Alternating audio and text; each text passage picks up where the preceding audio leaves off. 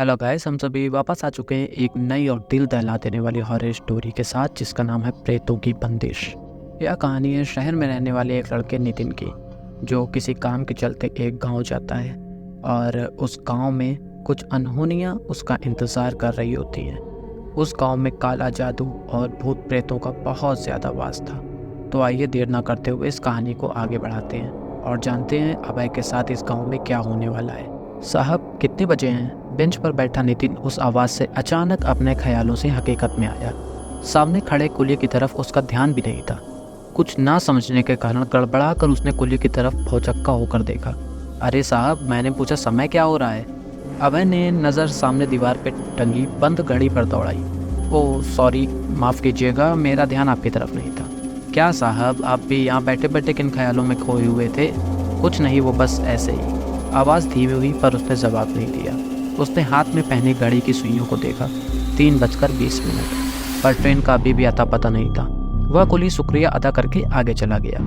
दूर जाते कुली को नितिन बहुत देर तक ताड़ता रहा। आज ट्रेन को आने में काफ़ी देर हो चुकी थी। रेलवे स्टेशन की भीड़ अब धीरे धीरे कम होती लग रही थी। पास की बेंच पर बैठा एक और आदमी ट्रेन का बहुत देर तक इंतज़ार कर आखिर वहीं बैग पर सिर रखकर सो गया था। सामने दूर दिखाई दे रही एक महिला अपने छोटे बच्चे को काफ़ी पीट रही थी। बच्चे की धीमी सी रोने की आवाज़ वहाँ तक आ रही थी। काफ़ी देर से एक और खड़ी ट्रेन अब निकलने को थी, जिसकी वजह से लोग चलती चढ़ने की हड़बड़ाहट में थे। थोड़ी देर पहले मिला कुली एक शादीशुदा जोड़े का सामान ट्रेन में चढ़ा रहा था। अचानक जेब में मोबाइल की घंटी बजी। नितिन ने अपने जेब से मोबाइल निकाला। स्क्रीन पर आयुष नाम झलक रहा था। हेलो। हाँ नितिन, निकल गए क्या? नहीं, अभी तो नहीं। नहीं, फिर कहाँ हो तुम? बैठा हूँ स्टेशन पर, ट्रेन का इंतज़ार कर रहा हूँ, वो भी अकेले। उसने अकेले शब्द पर जोर दिया। माफ़ करना यार, मैं आना तो चाहता था पर काम के चलते नहीं हो पा रहा है। कोई बात नहीं, वैसे भी हफ्ते भर में वापस आ जाऊँगा। यहाँ से बहुत बोर हो चुका हूँ। बिजनेस का लोन अलग और उसमें दादाजी। बोलते हुए वह रुक गया। दादाजी की पुरानी यादों की तस्वीर उसकी आंखों के सामने घूमने लगी, लेकिन वे सिर्फ यादें थीं, दिल भारी कर देने वाली यादें। चलो बाय, अपना ख्याल रखना और ज़्यादा चिंता मत करना। दूसरी तरफ से आयुष की आवाज़ आई। नितिन ने बाय कहकर कॉल कट कर दिया। आयुष और नितिन बचपन के एक दोस्त थे। आयुष एक माइनिंग कंपनी में मैनेजर के पद पर कार्य करता था। नितिन मूल रूप से एक सॉफ्टवेयर कंपनी में डेवलपर के रूप में काम कर रहा था, लेकिन फिर भी उसने पैसिव इनकम के तौर पर अपनी नौकरी के साथ साथ एक होटल का साइड बिजनेस भी शुरू किया था। लेकिन निवेश जितना मुनाफा नहीं था। बिजनेस लोन, बिजनेस में घाटा, रोज़ सुबह ऑफिस जाना, हर दिन वही उबाऊ ज़िंदगी से तंग आ गया था वो। नितिन ने धीरे से अपने बगल में रखे बैग की चेन खोली। उसमें रखे रोज़मर्रा के कुछ कपड़े एक तरफ खिसकाए। अंदर लाल कपड़े में लिपटे मटके को एक शांत नज़र से देखा। दूर कहीं ट्रेन की आवाज़ सुनाई दे रही थी। नितिन ने अपने हाथों से मटके को सीधा किया और धीरे से बैग की चेन खींच दी। ट्रेन की आवाज़ अब तेज़ हो गई थी। पास सोया व्यक्ति उस आवाज़ से जाग गया। उसने अपना चश्मा सीधा किया और नितिन की तरफ देखकर मुस्कुरा दिया। ट्रेन की आवाज़ धीरे धीरे कम होते हुए ट्रेन पटरी पर रुक गई थी। नितिन ने अपना बैग उठाया। उसने एक लंबी सांस ली और धीरे से छोड़ी। लोग ट्रेन से उतरने लगे थे। वह धीरे धीरे चलकर ट्रेन के दरवाजे तक गया और उसने अपने लिए जगह तलाशनी शुरू कर दी और जल्द ही उसे अपनी जगह मिल भी गई। उसने अपना बैग एक कोने में रख दिया और सामने बैठे सज्जन की ओर देखते हुए शांति से अपनी सीट पर बैठा। उसने चारों ओर नजर दौड़ाई। वातावरण में हल्की नमी महसूस हुई। सूरज की किरणें बादलों के पीछे छिपी हुई थी। ट्रेन के रवाना होने का इंतजार करते हुए नितिन ने खिड़की के बाहर रेलवे स्टेशन के परिसर को एक बार फिर से देखा। नितिन, मेरी एक आखिरी इच्छा थी। मनोहर राव ने अपने सामने कुर्सी पर बैठे नितिन की ओर देखते हुए पूछा। क्या दादाजी? मैंने तुम्हारे गाँव के मकान के बारे में बताया था ना, याद है ना तुम्हें? हाँ दादाजी, मुझे याद है। तुम्हारी दादी और मैंने अपना पूरा जीवन वहीं बिताया। गांव का जीवन ही अलग है, बहुत खुशनुमा दिन और खूबसूरत माहौल। मैं चाहता था कि तुम मेरे पीछे मेरी अस्थियों को अपने गांव के कुएं पर ले जाओ। मैंने तुम्हारी दादी की भी अस्थियां वहीं छोड़ दी थी। मनोहर राव ने विनोदी लहजे में कहा। कम से कम मरने के बाद हम फिर से साथ में तो होंगे ना?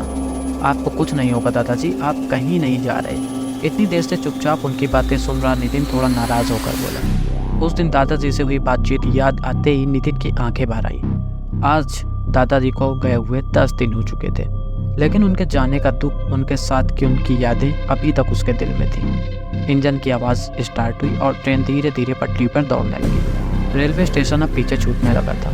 नितिन के पिता विनायक मूल रूप से गांव के ही रहने वाले थे, लेकिन पढ़ाई के बाद नितिन के पिता नौकरी के लिए शहर की ओर चल पड़े थे और गांव धीरे धीरे पीछे छूट गया था। शुरुआत में वह हर 2-3 महीने में गांव जाते थे, लेकिन काम बढ़ने के साथ गांव में आना जाना भी कम होने लगा। उन्होंने अपने माता पिता से शहर में रहने का आग्रह किया, लेकिन नितिन की दादी ने मना कर दिया।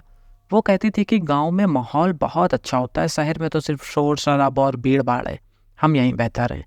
इसके बाद विनायक ने शादी कर ली और शहर में ही बस गया था। फिर भी बचपन में नितिन के जन्म के बाद वे उसे हर साल एक बार दादा से मिलवाने लेकर ज़रूर आते थे, लेकिन आज कई साल हो जाने के बावजूद नितिन गांव नहीं गया था। दादी के चले जाने के बाद दादा की एक न सुनकर नितिन के पिता उन्हें शहर ले आए थे। शहर का माहौल तो उन्हें बिल्कुल अच्छा नहीं लगता था, लेकिन फिर भी अपना मन किसी न किसी काम में लगाकर उन्होंने दिन काटना सीख लिया था। कभी कभी उन्हें गाँव की याद आती तो वो नितिन से गांव के बारे में बात किया करते, लेकिन नितिन भी अपने काम में व्यस्त रहने के कारण उन्हें कभी गांव ले नहीं जा पाया। रेलवे स्टेशन अब बहुत पीछे छूट गया था। समय धीरे धीरे बीतता जा रहा था। तीसरा पहर बीतते ही नितिन ने खिड़की से बाहर देखा। पूरा आसमान केसरिया रंग में डूबा हुआ था। पेड़ों ने भागने की गति और भी तेज कर दी थी। दिन भर जंगल में घूमने वाले चरवाहे अब घर लौटते दिखाई दे रहे थे। ट्रेन के इंजन की गड़गड़ाहट की आवाज़ के अलावा माहौल पूरा शांत था। नितिन के सामने बैठे व्यक्ति की ओर देखा। उसके काले और सफ़ेद बाल यही कह रहे थे कि वे लगभग 40 के आसपास होगा। उसने शरीर पर सफ़ेद खाकी कपड़े पहने हुए थे। वह अपने हाथों में लिए हुए अखबार को पढ़ने में पूरी तरह से व्यस्त था। चाचा, ये प्रतापगढ़ गांव कितनी दूर है? चाचा, ये प्रतापगढ़ गांव कितनी दूर है? पिछले 2 घंटे से चुप बैठे नितिन ने पूछा। सज्जन ने धीरे से सिर उठाया और नितिन की ओर थोड़ा अजीब तरह से देखा और बोला, क्या तुम प्रतापगढ़ जाना चाहते हो? नितिन ने हाँ में सिर हिला दिया। आधे घंटे में आ जाएगा, उस सज्जन व्यक्ति ने उसी शांत स्वर में कहा। बोलते बोलते उसने अखबार को हाथ में मोड़कर एक तरफ रख दिया। तुम्हारा नाम क्या है? नितिन। वैसे गांव के लगते नहीं हो। नहीं, मैं शहर में रहता हूँ। फिर तुम उस गांव में क्यों जाना चाहते हो? यह सवाल सुनकर नितिन ने पूरी तरह से उसे अपने गांव जाने का कारण बताया। नितिन की बात सुनकर वह कुछ देर तक सोचता रहा, फिर थोड़ा इधर उधर देख आगे झुककर और धीमी आवाज़ में फुसफुसाया, उस गांव में जाना अब सुरक्षित बिल्कुल भी नहीं है। मैं समझा नहीं, नितिन ने जवाब दिया। तभी उस सज्जन ने उसे बताया, तुम नए हो इसलिए तुम्हें बता रहा हूँ। पहले ऐसी कोई वजह नहीं थी, लेकिन पिछले कुछ महीनों से बहुत अजीबी बातें सुनाई दे रही हैं। सज्जन थोड़ा आगे झुक गया और अपनी आवाज़ और धीमी कर ली। गांव में लोगों के लापता होने की अफवाह है। वो भूतिया चुड़ैल ऐसा कुछ होता है ना, ऐसा कुछ भूत चुड़ैल वगैरह। नितिन को समझ नहीं आया कि वह व्यक्ति कहना क्या चाह रहा था। उस गांव में कोई दुष्ट शक्ति घूम रही है।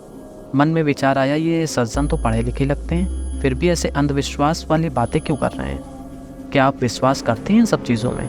नितिन ने उससे पूछा। मैं जो जानता था वो सब तुम्हें बता दिया। अब विश्वास करना या ना करना ये तुम्हारे ऊपर है। शायद नितिन का सवाल उस व्यक्ति को पसंद नहीं आया। इतने में पास से कोई गुजर गया और व्यक्ति बात करना बंद कर फिर से सीधे बैठ गया। नितिन अब परेशान हो गया था। ऐसे अपरिचित जगह पर ऐसे अपरिचित व्यक्ति से मिलना और ऐसी अजीब सी बातें सुनने का मिलना उसे बेचैन कर रहा था। उसने ऐसी चीज़ों पर विश्वास करना कब का छोड़ दिया था जिसका उत्तर विज्ञान के पास नहीं था। फिर वह गांव आने का इंतज़ार करने लगा और उस बात को अपने दिमाग से निकालने की कोशिश करने लगा कि जैसे कभी कुछ हुआ ही नहीं था। बाकी का समय बिताने के लिए उसने अपनी जेब से अपना मोबाइल निकाला। उसके करीब 30 से 35 मिनट बाद ट्रेन एक स्टेशन पर रुकी। जैसे ही ट्रेन रुकी, सज्जन ने खिड़की से बाहर देखा और नितिन की तरफ देखकर बोला, प्रतापगढ़। नितिन ने हाँ में सिर हिलाया और बैग हाथ में लेकर खड़ा हो गया। जैसे ही वह आगे बढ़ा तो पीछे से उस सज्जन ने फिर से उससे बोला, मेरी सलाह है कि तुम जितनी जल्दी हो सके गांव पहुंचने की कोशिश करना, क्योंकि बहुत देर हो चुकी है।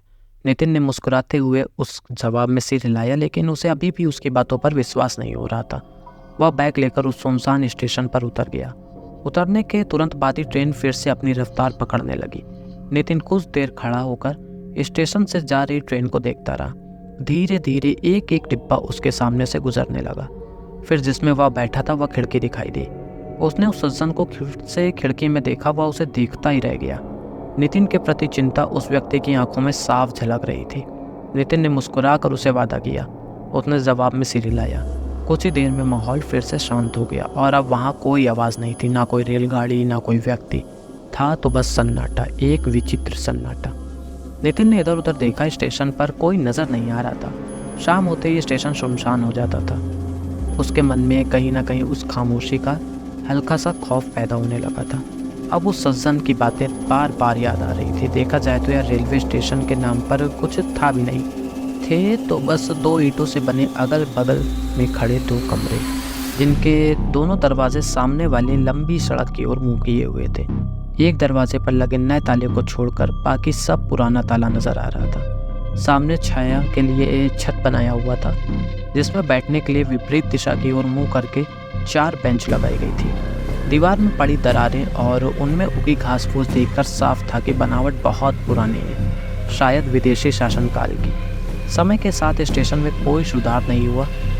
यह साफ था, यही बड़े नसीब की बात थी कि वहाँ ट्रेन रुकती है। वह कुछ देर तक स्टेशन के आगे पीछे घूमता रहा, इस उम्मीद में कि शायद उसे कोई नज़र आ जाए, लेकिन उसे निराशा मिली। दूर दूर तक किसी का नामो निशान नहीं था। गांव तक संचार का एकमात्र साधन रेलवे था, सड़कें पक्की नहीं थी। उस समय पक्षियों ने भी उड़ना बंद कर दिया था, निशाचरों के लिए आसमान खुला था। और फिर नितिन को सामने पूर्व दिशा दर्शाता एक पुराना झुका हुआ बोर्ड दिखाई दिया, जिस पर हल्के अक्षरों में प्रतापगढ़ नामांकित था। नीचे बनाया तीर सीधे नीचे जंगल के रास्ते की ओर इशारा कर रहा था। उसके कदम अपने आप उस दिशा में पड़ने लगे, क्योंकि अब वह कम से कम ये तो जानता था कि वहाँ समय बर्बाद करने का कोई भी मतलब नहीं था। उसने अपनी जेब से मोबाइल फ़ोन निकाला। 6:16 हो रहे थे। स्क्रीन पर उसकी माँ की 3 मिस्ड कॉल थी, लेकिन मोबाइल को कोई रेंज नहीं थी। इतने घने जंगल में रेंज होने की कोई उम्मीद भी नहीं थी। आसपास कोई टांगा या कोई गाड़ी कुछ भी नहीं था। सड़क अभी भी धुंधली दिखाई दे रही थी, लेकिन उतनी रोशनी काफ़ी थी। पेड़ों की घनी छाया में अंधेरे की तीव्रता कुछ अलग ही प्रतीत हो रही थी। ऐसे में वह पैदल ही गांव की ओर चल पड़ा। चलते चलते मन में ट्रेन में मिले उस आदमी के बारे में सोचने लगा। चारों ओर खामोशी उसकी बातों की पुष्टि कर रही थी। रात में कीड़ों के चिल्लाने की आवाज़ें शुरू हो गई थी। काफ़ी देर तक चलने के बाद वह थक गया, लेकिन गांव अभी भी दिखाई नहीं दे रहा था। मन में विचार आया कि वह कहीं रास्ता भटक तो नहीं गया, लेकिन चलते रहने के अलावा अब कोई चारा नहीं बचा था। उसकी गति अब धीमी हो गई थी। पेट में भूख के हालात बिगड़ने को थे और आराम करने के लिए जंगल के अलावा कोई जगह नहीं थी। ऊंचे पेड़ों से घिरा विशाल जंगल और एक ही छोटा सा रास्ता। उसने अपने मोबाइल की टॉर्च चालू कर दी थी। अब उसे जंगली जानवरों का भी डर लगने लगा था। आज का दिन ही थोड़ा ख़राब हो गया था। शेट, उसने मोबाइल ऊपर उठाया और देखा कि नेटवर्क आ रहा है या नहीं आ रहा है, लेकिन उसकी कोशिश भी बेकार हो गई। बैग से पानी की बोतल निकालकर उसने आखिरी बचा घूंट गले के नीचे उतारा। उससे ही उसे कुछ ताकत मिली। अपने द्वारा लिए गए गलत निर्णय का उसको अब एहसास हुआ। ने मन ही मन सोचा, काश मैंने ऑफिस से आज जल्दी छुट्टी ले ली होती, लेकिन अब पछताने का समय नहीं था। जल्दी से जल्दी जंगल से बाहर निकलना बहुत ज़रूरी था। अचानक उसे ऐसा लगा जैसे कई निगाहें उस पर टिकी हो। बार बार उसे महसूस होने लगा कि सामने पेड़ों के पीछे कोई छिपा है, कोई तो है जो उसका पीछा कर रहा है। अब उसे अपने ही कदमों की आहट से डर लगने लगा था। दिल तेज़ी से धड़कने लगा। बीच बीच में कहीं दूर से जंगली जानवरों के चिल्लाने की आवाज़ें सन्नाटे को तोड़ देती थी। कदमों की आहट पे संदेह होकर वह एक जगह रुका और चौंक पड़ा। ये भ्रम था या सच? लेकिन कदमों की आवाज़ फिर भी आती रही। डर पूरा शरीर में फैल गया। चलना दौड़ने में बदल गया। पसीने से लथपथ शरीर पर उसका ध्यान नहीं था। यहाँ तक कि सामने की सड़क भी जो इतनी देर से दिखाई दे रही थी, गायब होती नजर आ रही थी। चलते चलते एक जगह सड़ी हुई लाश की दुर्गंध आई। वह दुर्गंध चारों ओर हवा में फैली हुई थी और उसे आशा के किरण की तरह थोड़ी दूर पर चमकते हुए एक प्रकाश दिखाई दिया। ऐसा लग रहा था कि किसी ने वहाँ आग लगाई है, लेकिन उसे इस बात का बिल्कुल भी अंदाज़ा नहीं था। जिसे वह उम्मीद की किरण समझ रहा था, वह अंधेरे की गहरी छाया थी। 2 आँखें शुरू से ही उसे देख रही थी। शुरू से ही, जिस क्षण से वह ट्रेन से उतरा उसी क्षण से। जैसे जैसे वह रोशनी की तरफ बढ़ा, रोशनी की और तीव्रता बढ़ती गई। कुछ कदम चलने के बाद वह उस स्थान पर पहुंच गया। सामने एक पुरानी झोपड़ी थी, लकड़ी और लंबे पत्तों से बनी झोपड़ी। उसकी हालत बहुत ख़राब थी। उसकी ऐसी हालत देखकर ऐसा लग नहीं रहा था कि वहाँ कोई रहता होगा, लेकिन जलती हुई लकड़ियाँ कुछ और ही बयां कर रही थी। लकड़ी के अभाव में आग अब धीरे धीरे बुझने लगी थी। झोपड़ी को देखकर लग रहा था कि एक हवा के झोंके से झोपड़ी ज़मीन में गिर जाएगी, इसमें क्या कोई होगा। अंदर कोई है क्या? नितिन ने आवाज़ लगाते हुए पूछा। अचानक पीछे से कुछ आवाज़ आई। नितिन जल्दी से पीछे की ओर मुड़ा और उसने देखा कि पीछे एक बुढ़िया हाथों में बहुत सी लकड़ियाँ इकट्ठे करे हुए थी। जैसे ही लकड़ी का एक छोटा सा टुकड़ा आग में गिरा, फिर से वही आवाज़ आई। नितिन बुढ़िया के पीछे की आकृति को देख रहा था। उसका शरीर कमज़ोर लग रहा था, सफ़ेद घूंघट सिर से नाक तक था। चूँकि वह आग की लपटों के सामने खड़ी थी, इसलिए नितिन उसका चेहरा नहीं देख पा रहा था, ना ही उसकी क्रूर मुस्कान। हालांकि घूंघट नाक तक खिंचा हुआ था, लेकिन उसमें से झांकते लंबे सफ़ेद बाल हवा के साथ साथ धीरे धीरे उड़ते दिखाई दे रहे थे। आग की लपटें और चांद की रोशनी उन्हें एक अलग ही चमक दे रही थी। वह अपनी बड़ी बड़ी आंखों से लपटों को घूरी जा रही थी। नितिन को उसका घिसा पिटा हाथ रोशनी में नजर आ रहा था। शरीर पर मांस का कोई नामो निशान नहीं था, मानो त्वचा हाथ से चिपक गई हो। यह बुढ़िया रात के जंगल में अकेली कैसे है? क्या जंगली जानवरों से नहीं डरती? आसपास कोई भी घर नहीं दिखाई दे रहा है। मन में कई सवाल उठ रहे थे नितिन के। दादी, यह सड़क प्रतापगढ़ को जाती है ना? उसने घबराई हुई आवाज़ में पूछा, लेकिन बुढ़िया कुछ नहीं बोली। हाथ में लकड़ियों को लेकर वह आग में एक एक करके डाल रही थी। दादी, दादी, ये सड़क प्रतापगढ़ जाती है ना? अभय ने इस आशा से दोहराया। शायद उसने सुना नहीं होगा, लेकिन कोई उत्तर नहीं मिला। उसके रहस्यमय व्यवहार से उसे एक पल के लिए सोचने पर मजबूर कर दिया कि उसे वहाँ रुकना भी चाहिए या वहाँ से निकल जाना चाहिए। प्रतापगढ़, और उसकी तीखी और कर्कश आवाज़ नितिन के कानों में पड़ी। वो आगे कुछ नहीं बोली। हाथ की सारी लकड़ियाँ खत्म होने के बाद वह धीरे धीरे पीछे मुड़ी। जैसे ही वह पीछे मुड़ी, उसका चेहरा घूंघट की परछाई से ढक गया। कहाँ जा रहे हो? फिर वही कर्कश आवाज़। वो प्रतापगढ़ जाना था। पूरब की ओर या पश्चिम के? नितिन को वह अजीब बुढ़िया क्या बोल रही थी कुछ भी समझ नहीं आ रहा था। वह बुढ़िया धीरे धीरे झोपड़ी की ओर चलने लगी और झोपड़ी के अंदर दाखिल हुई। नितिन के पास उसे मदद मांगने के अलावा कोई भी ऑप्शन नहीं था। उस वक्त उसे समझ नहीं आ रहा था कि वह क्या करे और क्या नहीं। उसे इस बात का ज़रा भी अंदाज़ा नहीं था कि बुढ़िया ने उसके लिए क्या योजना बनाई थी। झोपड़ी से कुछ ज़ोर ज़ोर से घिसने रगड़ने की आवाज़ आने लगी थी। नितिन धीरे धीरे आगे बढ़ने लगा। आग की रोशनी में झोपड़ी के अंदर का हिस्सा दिखाई दे रहा था और रोशनी में दरवाजे की ओर पेट किए हुए बुढ़िया की आकृति दिखाई दे रही थी। वह मुस्कुराते हुए धीमी आवाज़ में कुछ बड़बड़ा रही थी, लेकिन नितिन उसके काले होठों के बीच उसके खूनी दांत और टपकते पानी को नहीं देख पा रहा था। एक अजीब सी दिल दहला देने वाली हंसी और तेज़ नाखूनों की खरोंच सुनाई दे रही थी। अचानक झोपड़ी में गुनगुनाने की आवाज़ें आने लगी। आवाज़ कानों के अंदर तक पहुंची। पूरी झोपड़ी उसकी आंखों के सामने घूमने लगी। अब चलने की भी ताकत नहीं बची थी नितिन के अंदर। उसकी आंखों के सामने अंधेरा छाने लगा। उसे पता ही नहीं चला कि वह कैसे दरवाजे तक चला गया और अगले ही पल वह धड़ाम से नीचे गिर पड़ा। उसकी आंखें धीरे धीरे बंद हो गईं। उसका ध्यान बुढ़िया के चेहरे की तरफ गया और उसका दिल डर की वजह से दहल कर रह गया। लेकिन अब समय नहीं था। उसकी आंखों पर काला पर्दा पड़ गया था। वह ज़मीन पर मुर्दे की तरह पड़ा हुआ था। तो आप सबको क्या लगता है, नितिन की जान बच पाएगी या वह हो जाएगा इस चुड़ैल का शिकार? जानते हैं अगले एपिसोड में। और कमेंट बॉक्स में आकर ज़रूर बताएं आप सबको यह कहानी कैसी लगी। और इस कहानी का नेक्स्ट एपिसोड सुनने के लिए हमारे चैनल को सब्सक्राइब करना बिल्कुल भी ना भूलें।